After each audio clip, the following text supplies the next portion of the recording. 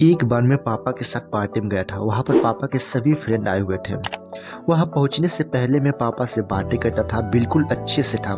लेकिन जैसे ही मैं वहाँ पहुँचा तो मुझे ऐसा लगा कि मैं अब वो इंसान हूँ ही नहीं जो थोड़ी देर पहले था। और उसी वक्त पापा के एक फ्रेंड ने मुझसे आकर कहा कि बेटा एक पोयम सुनाओ। मुझे वो पोयम अच्छी तरह से याद था। इवन मैंने अपने मम्मी पापा को वो पोयम कई बार सुनाया भी था। बोलने के लिए मेरे पास सब तैयार थे। पोयम मुझे पूरी तरह से याद था, लेकिन जैसे ही बोलने का टाइम आया तो मेरा गला सूखने लगा, आवाज़ें कमजोर होने लगी, मैं हकलाने लगा, मेरी नजरें नीचे झुक गई और मैं बोल नहीं पाया। और जैसे ही सब खत्म हुआ, मैं घर आया तो मेरा दिमाग कहने लगा काश मैं उस वक्त बोल पाता, खुद को एक्सप्रेस कर पाता, काश मैं भी कॉन्फिडेंट होता। अगर ये सीन तुम्हारे साथ एक भी बार हुआ है तो ये वीडियो तुम्हारे लिए स्पेशल होने वाली है। उस वक्त अगर मैं बोल नहीं पाया तो इसका सिर्फ और सिर्फ एक कारण था, और वो था लो कॉन्फिडेंस। देखो, तुम ना ही डम हो, तुम ना ही बोरिंग हो, और तुम ना ही वीक हो। तुम बस मेंटली प्रिपेयर नहीं हुए हो कॉन्फिडेंट होने के लिए। कॉन्फिडेंस कोई जन्म से मिला गिफ्ट नहीं है। ये एक सिस्टमैटिक साइकोलॉजिकल स्किल है जो या तो डेवलप होती है या फिर टूट जाती है। और जो इसे डेवलप कर लेता है वो हाई कॉन्फिडेंट अल्फा बन जाता है। लोग उसकी तरफ खींचे चले आते हैं, लोग उसके फैन हो जाते हैं। और जो इसे डेवलप नहीं कर पाता वो खुद को एक बंद कमरे में पाता है, बहुत ज्यादा सैड होता है, लोगों से बातें नहीं कर पाता है, उसके साथ किसी को अच्छा नहीं लगता। क्यों? क्योंकि उसे खुद के साथ अच्छा नहीं लगता। और इसी लो कॉन्फिडेंस के कारण बहुत से लोग डिप्रेशन में भी चले जाते हैं। जब मैं इस दौर से गुजर रहा था तो मैंने यूट्यूब पर 100 से ज्यादा वीडियो देखा। सब घुमा फिरा करके सिर्फ एक ही बात बोल रहे हैं, जो कहो वो करो, बॉडी लैंग्वेज बदलो, कंपैरिजन मत करो। लेकिन इन सब टिप्स को फॉलो करने के बाद भी मुझे कुछ खास परिवर्तन नहीं दिखा। मैं बहुत ज़्यादा परेशान था। तभी मुझे कुछ ऐसा पता चला जिसने मुझे पूरी तरह से बदल दिया। देखो, कॉन्फिडेंस बढ़ाने का कोई टैबलेट तो नहीं होता, लेकिन इस वीडियो में मैं तुम्हें सिर्फ एक टिप्स दूंगा जो तुम्हारे लिए किसी टैबलेट से कम नहीं होगा। लेकिन उससे पहले ये जानो कि लो कॉन्फिडेंस हमारे अंदर आता क्यों है, क्योंकि जब तक कारण नहीं जानोगे तब तक निवारण तक नहीं पहुंच पाओगे।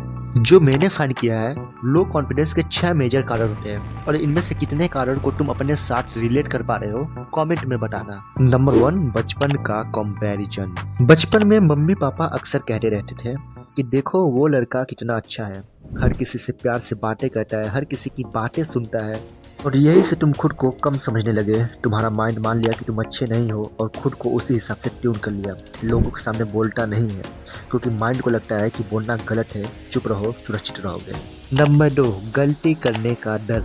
जो इंसान थोड़ा क्रिएटिव होता है ना, लोगों को वो अच्छा लगता है। अगर वो थोड़ा बहुत गलती भी कर दे तो लोग उसके गलती को अनदेखा कर देते हैं। और वैसे भी वो लोग गलती करने से डरते नहीं है क्योंकि वो फुल कॉन्फिडेंस में होते हैं। उन्हें पता होता है कि अगर थोड़ा गलत ही कर दिया तो क्या हो जाएगा। तुम डरते हो, बोलना नहीं चाहते हो, तुम बोलो, गलत बोलो या सही बोलो, बस बोलो, मजाक से मत डरो।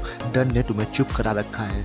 देखो, अगर तुम ऐसा इंसान बनना चाहते हो ना जो तुम आज से पहले कभी नहीं थे, तो ऐसा काम भी करो जो तुमने आज से पहले कभी नहीं किया था। नंबर 3, लोग क्या कहेंगे। ये जिंदगी तुम्हारी है, लोगों की नहीं। तो तुम्हें जीना भी खुद के हिसाब से होगा, लोगों के हिसाब से नहीं। और जिस दिन दूसरों की राय तुम्हारी सेल्फ रिस्पेक्ट से बड़ी हो जाए तो तुम्हारा कॉन्फिडेंस अपने आप गिर जाएगा। Number 4, weak body language. इस फोटो को देखो, दोनों जेब में हाथ डालकर खड़े हैं, लेकिन जो एक बंदा है वो कॉन्फिडेंट लग रहा है, देख करके ही अच्छा लग रहा है। लेकिन एक बंदा जो सेम पोज में खड़ा होने के बाद भी अंडर कॉन्फिडेंट लग रहा है। एक छोटा सा डिफरेंस एक बड़ा सा चेंज बन सकता है। लो बॉडी लैंग्वेज का मतलब लो कॉन्फिडेंट होता है। Number 5, past insult. हो सकता है कि कभी तुमने कोशिश करके कुछ बोला हो और उस पर तुम्हारा मजाक उड़ा दिया गया हो। तभी से तुम्हारा माइंड ठान लिया है कि चुप रहो, सुरक्षित रहोगे। तुम जब तक इंसल्ट से डरोगे तब तक तुम सही से जी नहीं पाओगे, क्योंकि दुनिया ऐसी ही है। जब तक तुम लोगों को नहीं बोलोगे तब तक लोग तुम्हें बोलेंगे। नंबर 6, एक्शन न लेना। कॉन्फिडेंस सोचने से नहीं आता है, करने से आता है। थोड़ा सेल्फ वर्क करो, अपने आप को सुधारो, सेल्फ इंप्रूवमेंट करो, अच्छे कपड़े पहनो। पुराना है चलेगा, लेकिन सही ड्रेसिंग सेंस के साथ पहनो। जरा सोचो ना, फटे कपड़े पहन करके तुम किसी के सामने गए हो और फटे हुए कपड़े को छिपा रहे हो, कॉन्फिडेंस का घंटा आएगा।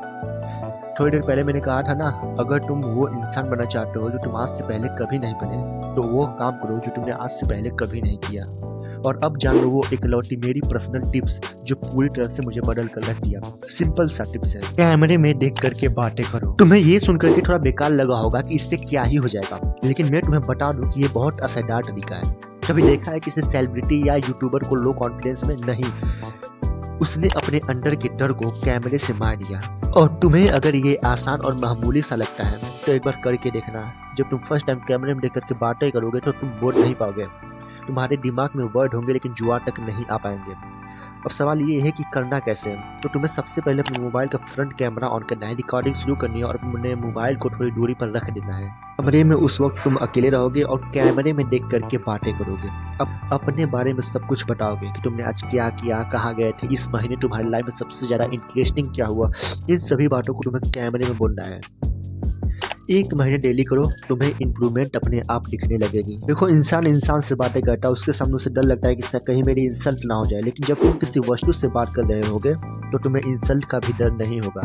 जो चाहो वो बात करो और फिर अपना वीडियो रिकॉर्डिंग खुद सुनो, उसे देखो कि तुम्हें क्या अच्छा लगा और क्या अच्छा नहीं लगा, क्या सही है, किसे सुधारना चाहिए। जिंदगी बदल जाएगी, लेकिन डेली करना है, ये किसी टैबलेट से कम नहीं है। बस 10 मिनट 1 महीने, लो कॉन्फिडेंस खत्म एंड हाई कॉन्फिडेंस कम। तो फिर मिलते हैं किसी नए वीडियो में नए टॉपिक के साथ। अगर आप कोई पुराने वीडियो देखेंगे तो वहाँ पर भी हम मिल जाएंगे। तब तक के लिए जय हिंद।